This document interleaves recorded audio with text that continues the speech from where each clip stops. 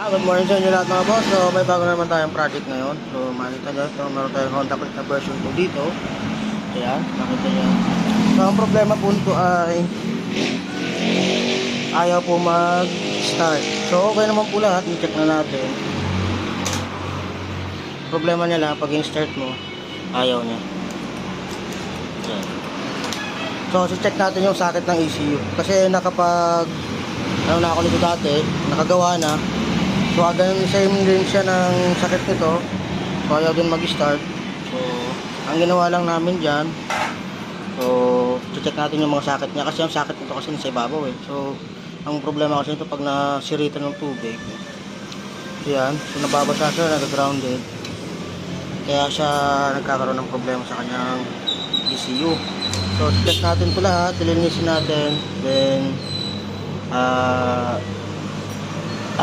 subukan natin ulit siyang i-start kung gagana. Okay? So linis-linis lang ito mga boss. So mamaya update ko kayo pag okay na ito. So tapos na natin gawin yung kanina yung problema ito, yung hindi nag-i-start na Honda Click na version 2.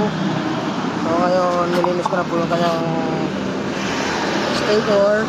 Diba? So ginamitan ko din ito, copy water cleaner, tsaka ano, kasi ito na lang yung tira ko eh. So pinagsama ko na yung dalawa. So goods na rin naman siya.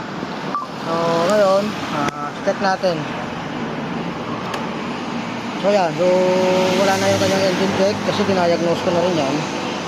So start natin. Yan, so makikita nyo mga boss. So goods na siya. So mabalo na yan ay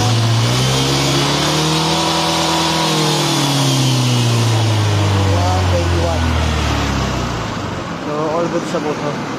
So mamaya kukuha na ito ng manari. So yan mga idol, so kung sakasakali naman yung mga nag-counter tayo na ganito about sa click na hindi nag-i-start, kahit na may mga ilaw naman yung kanyang panel, lahat nagana, may busina. So try nyo po mag-diagnose, may pang-diagnose kayo, tapos para makita nyo agad yung error, para din na kayo magkalkal pa ng kung ano-ano.